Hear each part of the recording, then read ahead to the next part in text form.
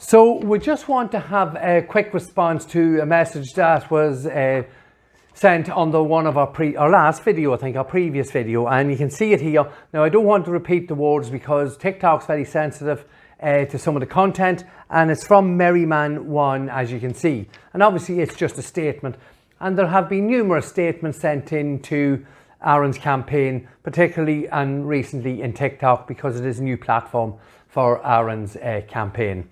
So I suppose we want to strip this whole thing back and look at all these statements that are being made.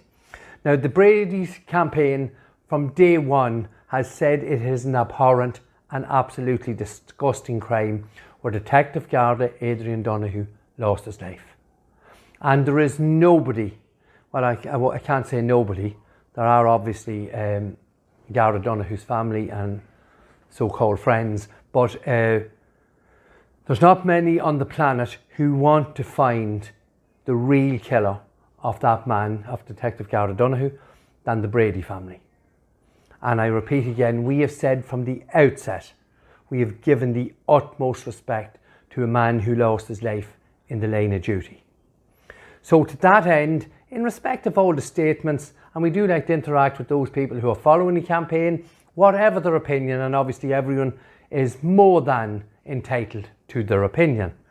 So we have to strip it all back. We've done over 350 videos on Facebook, TikTok, Twitter, YouTube. And I'll repeat once again, none of any of the information we've put forward in any aspect of the investigation on Aaron's case has been contradicted. But notwithstanding that, let's strip everything back to the bare bones. Let's go back to the moment where Garda Donohoes lost his life. To that moment in the car park in Lordship on the 25th of January 2013. And the two people who actually physically seen the man who committed that heinous crime. Now let's look at this very, very closely, and even without looking at it closely, even in broad strokes, even without going into detail in it, we can see quite clearly where the cornerstone of Aaron's campaign is. Detective Joe Ryan, a man with over 30 years experience in Garda Síochána, sat in the driver's seat of the vehicle and seen quite clearly the man who had taken the life of his partner. And he said in his debriefs in the following hours, the following days, that the man who committed that heinous crime was 6'1", 6'2". Indeed, there is paperwork in Fort Apache, Dundalk, where an image similar to this, a silhouette, and 6'3" is written on it, and it's signed by Detective Joe Ryan. So this is the cornerstone. Then we move to Mary, the credit union worker, who's seen the gunman run past her Jeep. Again, very important to remember, Mary wasn't aware at that time that what was actually after happening. So she was just absorbing what she's seen, a long athletic fellow running past her Jeep with a long bar. She said it was a bar, so obviously we now know it was a shotgun. So that's the very basis, the very cornerstone of the Justice for Aaron Brady campaign. Because it is quite simple. Aaron Brady is only 5'7". Joe Ryan, a member of Garda Síochána for 30 years along the border. And it's not that the gunman was standing alone as a silhouette looking down on Joe Ryan with the gun. There was a second man standing beside, it was a second gunman standing beside Joe Ryan, which gave him perfect perception, and he was able to compare the sizes of the two men. And he said 6'1" or 2", 5'7". And we break it back to bare bones again and just go into some detail with that. If for 1 second the man with the shotgun had to be Aaron Brady, it would mean that at 5'7", it would mean that the second gunman with the handgun was a dwarf.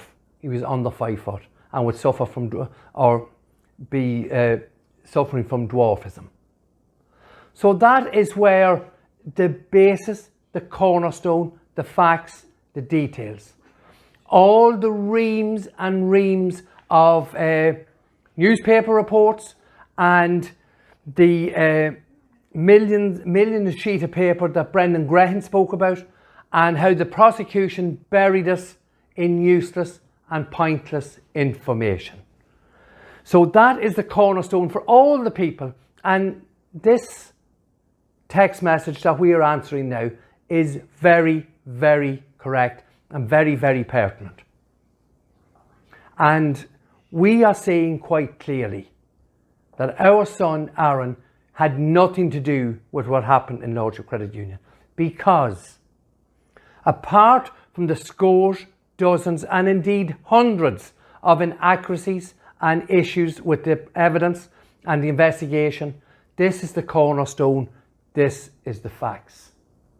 The man who committed the heinous crime is still at large, still walking free.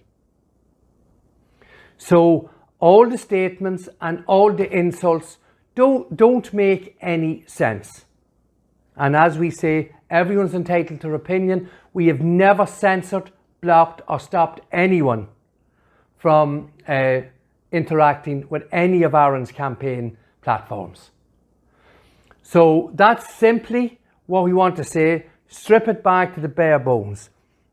This monster here, who committed the heinous crime, cannot and was not Aaron Brady. And that is where we want you, the Irish public, as I say, that's the cornerstone and that's the starting point of where we want to move forward with all the other hundreds of videos. I'll repeat it for the last time. Nobody, the Irish media, the Irish judicial system, on Garda Síochána, the PSNI, Homeland Security Agent Matt Katsky, Homeland Security Agent Marianne Wade, Homeland Security Senior Investigator Mr. Matzow. Nobody, not one person, not one of those people has contradicted one sentence from the Justice for Aaron Brady campaign. So thank you to Marilyn Man One. We're always happy to interact with all and each and every one of Aaron's campaign followers. Please, if you have any questions or want to put anything forward to us, please do so and we will try and interact with it. Thank you.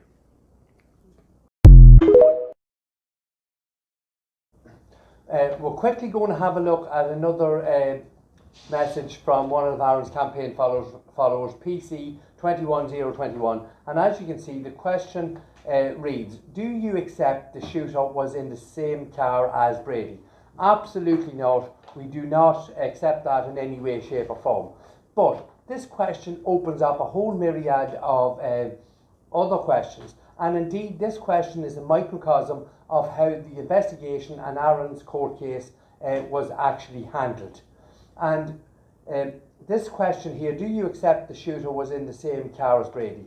So PC 21021 has now accepted from the video he's made this comment on, that where we had shown quite clearly Aaron Brady cannot be, physically cannot be, no questions answered, no question, no ambiguity whatsoever. Aaron Brady cannot be the shooter. And PC is asking this question, so therefore, as they did during the course of Aaron's investigation and indeed the trial, the goalposts suddenly move. When something doesn't fit, you just move it along to the next notch in the belt. Simply not acceptable and totally incorrect in any way, shape or form, not only in a normal trial, but in a capital murder trial. We can see quite clearly that the prosecution are simply, when something doesn't fit, they simply move it along and they continue to hammer a square peg into a round hole. So that's the first thing. The video that you're making the comment on, PC 21021, is telling you that Aaron can't be the shooter, and you've accepted that with your question. Now this also beggars another question.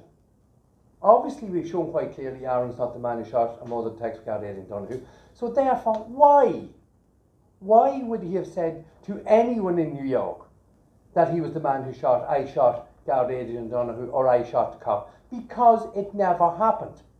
And obviously we've shown quite clearly in numerous videos that on Garda Síochána, Pat Maria and Mark Phillips were only interested in dealing with criminals, drug dealers and illegal immigrants, and those whose lives were in danger if they had been deported back to Ireland from America. So it's as simple as that.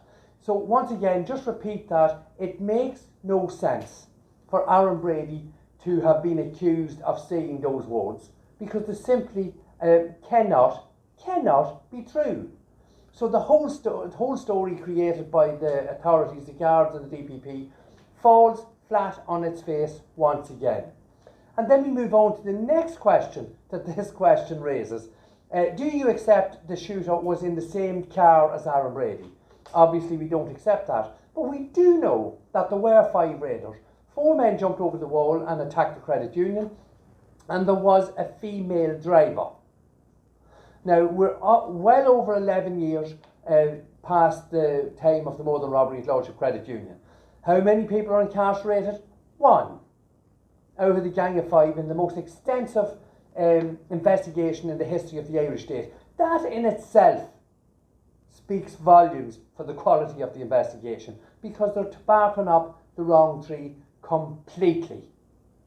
And that was borne out during the course of James Flynn and Brendan Trainor's trial, when both men were acquitted of having anything to do with the murder robbery at Lordship Credit Union. 2 men that had been named for multiple times by Senior Prosecution Counsel Brendan Graham and indeed Junior Counsel Lorcan Stain.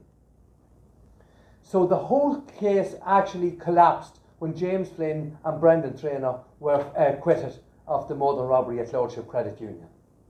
And it was quite obvious that the evidence was hidden, because it was only through due diligence of Aaron and indeed ourselves and Aaron's legal team and James Flynn's legal team that we found where Garda James Carlin, yes, Garda James Carlin, actually identified and seen James Flynn's car driving around the square in Crosswood Lane at the time Detective Adrian Donohoes lost his life. So their acquittal stood to reason, and we knew Brendan Trainor was at home in his house, and that was confirmed by his then girlfriend. So the whole case is a complete and utter shambles. So once again, PC 21021, excellent question, but it highlights how the whole case can be just shifted. The goalpost can be moved when the narrative doesn't suit, or when the truth does not suit. The question answers the whole problem with Aaron's confessions, so-called confessions in America, which makes absolutely no sense on the basis of your question. And then again, we go into the gang. Was Aaron in the car with the shooter? Obviously not. Aaron Brady was nowhere near the car park at Lordship Credit Union when Garda Adrian Donohoes lost his life. Aaron Brady had nothing to do with the murder and robbery at Lordship Credit Union where Garda Adrian Donohoes lost his life. So that's a very, very good question, and thank you for putting that forward, PC 21021. Please continue to follow Aaron's campaign. Any other questions from yourself or indeed anyone following the campaign, please send the questions in, and it really does help us to show you, the public, exactly what a catastrophe the whole investigation and trial was, and how these people have incarcerated our son on false conviction for something he had absolutely nothing to do with.